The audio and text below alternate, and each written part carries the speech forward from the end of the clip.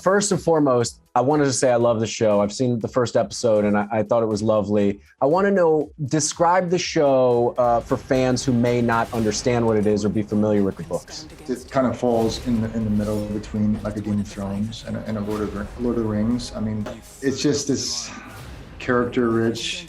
Yeah, pick up. You can see it's getting late here. Character-rich. Yeah. Epic.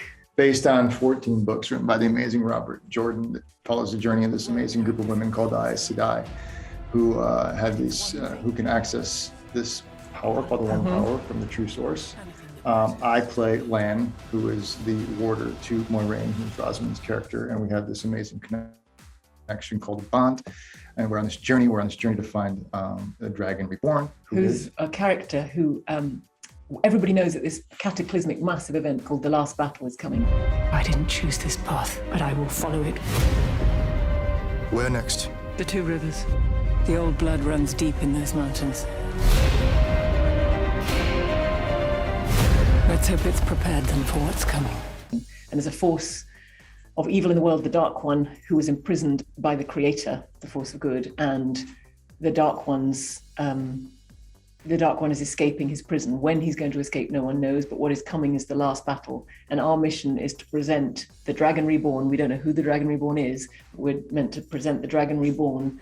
He has to appear before the Dark One by the last battle, at the last battle. And so we've got a kind of massive job on our hands, and we've got fervor and determination to carry it through. And I think, you know, in the midst of that, you've got people who mistrust us, you've got people trying to stop us, you've got people with different agendas, you've got people trying to, as always, you know, as you know, what's interesting about any plan is all the attempts to foil it. So it's a very beautiful world. It's got characters that clearly the fans of the books have loved for years. You know, the letters and the things that we've read online of fans, everybody has a different character that they read themselves into. You know, we've got a very unusual for fantasy. We've got all these strong women, and I've had, you know, correspondences from male fans who've said that, you know, these women have been role models for them, and some of the guys have been role models for women. So it's this wonderful kind of ebb and flow. And we are just rambling at this point. Can you step in with another question? No, I wanted to just let this go. I didn't know where it was going to end up. I love it. I know it's late. I'll push us through here. You guys started work in Prague in 2019. Daniel, you kind of touched on this a little bit. What's been the most interesting thing about kind of being in the Czech Republic and stuff for this? Well, one of the things is that we've all relocated. We've all believed in this show enough to relocate, to leave our loved ones and families and friends. Well, I mean, I've brought my family with me, but, you know, I've put my children in school in Prague. I mean, it's a proper big move. And, you know, but I'm away from all my friends and everything I know in London, and similarly with Daniel and Zoe and Maddie and Yosh. Nobody is at home. And I think that one thing that's does is bring the whole cast way closer together. So then at the core of this show, you've got a cast that really loves each other, and you feel that in the show. And I think that's what audiences will be able to get behind, because we really are close and we fully believe in the show, because we believed enough in it to kind of upend and get behind it and move country for it. Yeah, at the core of it, these characters are going on this incredible journey together, and it feels like we're doing the exact same thing as a cast.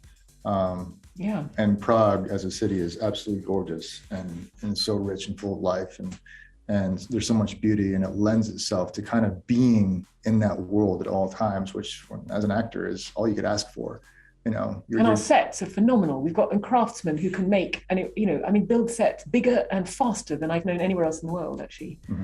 So there's never a scene in the series that isn't at least partially built for us. There's nothing that's left entirely to our imaginations. We've got, I think the fans of the book would just flip if we could invite them to do a studio tour, which of course has been impossible for anyone to right now, during all the COVID restrictions. But we're so proud of our sets. They really are. No, they're beautiful, and the wardrobe and the makeup and the whole environment that's being created there. I mean, it's fascinating to look at visually. It's amazing. Daniel, I want to ask you about. We kind of talked about this for a second earlier, but I've seen you with guns, and I've seen you. Did you have to learn any new skills for this, right? You're wielding axes and spears and swords, and I don't know what else, but talk on that. I mean, Lan is a master swordsman. He's really, really talented. So, I mean, I had some pretty big shoes to fill, I guess you would say. I'd worked with sais before, the double sai, so I could kind of as far as weapons went, but I'd never worked with a sword like this. So it was a process, a learning process. Some of the footwork was the same with some of the previous practices I'd been involved with. If we do not stop the Dark One now, the whole world will burn. I can't allow it. And Rosamund, you have, I mean, these powers that are incredible with this magic. What's most fun about toying in that world? You do this thing in the hot tub and the water's hot, and I'm like, how very useful this magic is.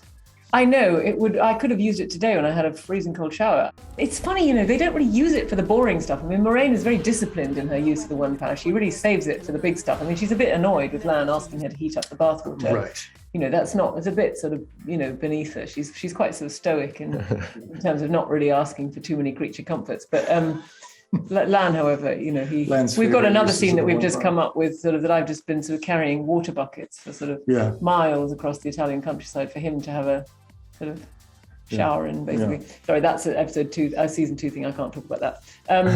The one power is, it was very exciting because Robert Jordan writes about it so vividly. He writes about it as this kind of intoxicating feeling when you channel, that it's electrifying and also toxic. So it's this combination of deliciousness and danger.